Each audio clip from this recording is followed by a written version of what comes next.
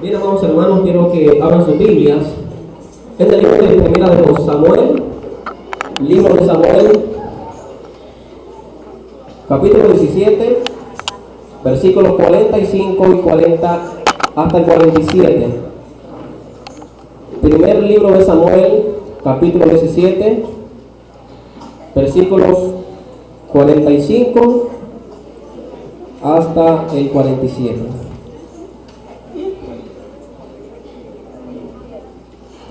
¿Lo tenemos?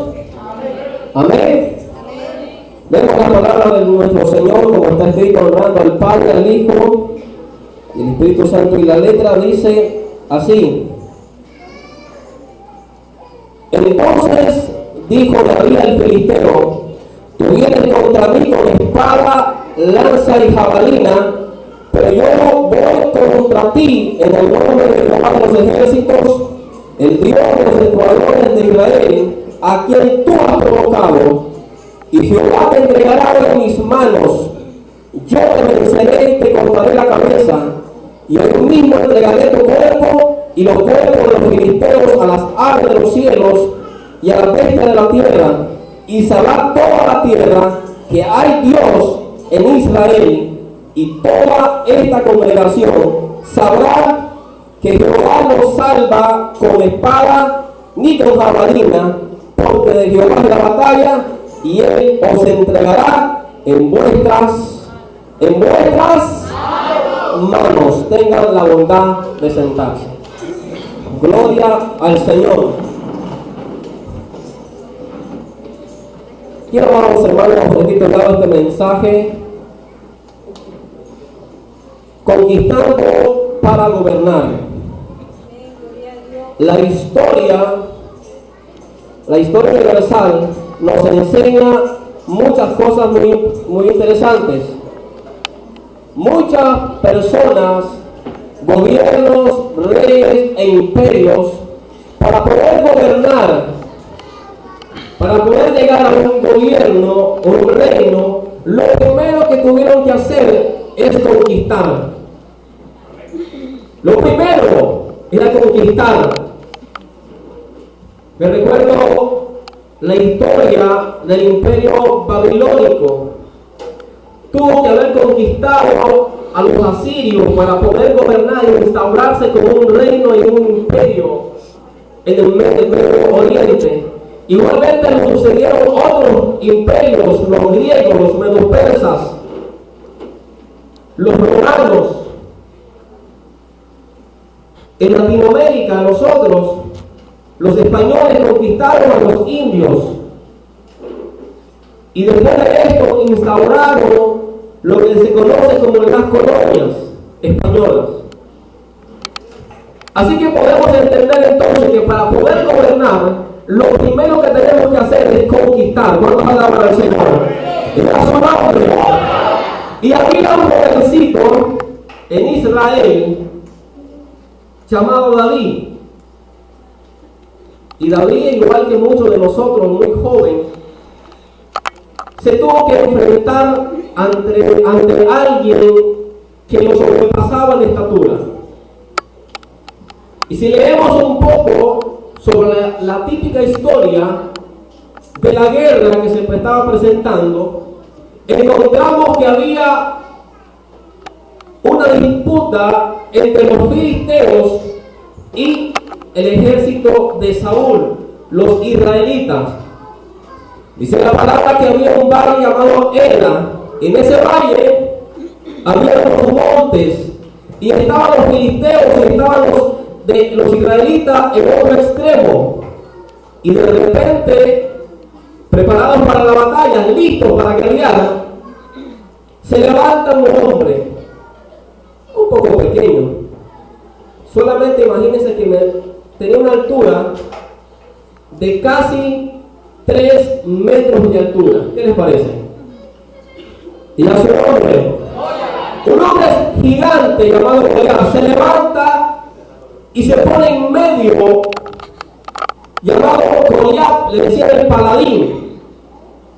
Y este hombre se levanta y se pone en medio del ejército y le comienza a decir a los israelitas: saquen a un hombre de su ejército y mándenlo a pelear conmigo. Si él me vence, nosotros seremos sus siervos, pero si yo venzo, entonces ustedes serán nuestros siervos. ¿Cuántos alaban al Señor?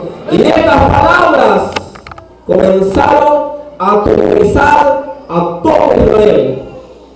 Comenzó a darles nervio, pánico, terror, hasta el mismo Saúl. La Biblia dice que Saúl sobrepasaba a los hijos de Israel en hombros, así que era un poco más alto que ellos. Se dice que en promedio los hombres del ejército de Israel andaba por 1.65 metros, más o menos mi estatura. A su nombre. Así que no eran muy altos, eran pequeños. Pero el gigante sobrepasaba en toda estatura a estos hombres, hasta el mismo Saúl. Medía 2.9 metros. Era enorme. Y sobre todo las palabras que tenían atemorizaban a aquellas personas. Toda la congregación dice que oía de su presencia. Yo me imagino a Goliat viendo para abajo, ¿no? Alto el tipo. Y entonces, viendo por allá abajo, y con todo cuando él caminaba, entonces los hijos de Israel comenzaban a atemorizarse y se corrían de la presencia de aquel gigante. Y a su hombre era un terror. No era fácil acercarse, le podía volar la cabeza. Y a su hombre estaban entonces en medio de un combate feroz. Pero, ¿saben que Dios interviene en la historia de la humanidad? Y en ese momento, cuando está el conflicto, sale un hombre, un jovencito llamado David, y se introduce a la fila de combate y comienza a escuchar a Goliat que está hablando ofensas, ofendiendo al Dios del ejército de Israel. Entonces dice David, ¿quién es ese incircunciso del corazón? ¿Quién es ese que está hablando blasfemia contra nuestro Dios? Y pregunta David, ¿y qué le van a dar al que gane? David iba sobre la jugada, como dicen, ¿verdad? David estaba pendiente de que iba a ganar David. Pero ¿sabe qué? Antes de eso, amados hermanos, Dios había ungido a través de Samuel a David como rey. Dios le había dado para gobernar sobre la casa de Israel. Así que David, sin darse cuenta, tampoco Saúl ni el ejército, Dios estaba preparando para introducirlo a la conquista y posteriormente al gobierno, al reino. ¿Cuántos alaban al Señor? Y a su nombre. No era fácil acercarse ante aquel hombre de alta estatura. Era terrible. Y David, cuando lo miró, se llenó de indignación, me imagino yo. ¿Cómo es posible que alguien no vaya a pelear contra ese hombre que está hablando blasfemia de nuestro Dios? Entonces aquellas palabras de David se escucharon y llegaron al oído del rey. Y rápidamente Saúl, lo lógico era que el rey fuese a pelear, porque se iba a disputar el reino. Era lo lógico. El contexto histórico eso nos relata, eso nos muestra. Tenía que ser el rey. Pero Saúl estaba desamparado por Dios. Saúl estaba en pecado. Y la presencia de Dios se había apartado de Saúl. Y había temor en él. Así que cuando se levanta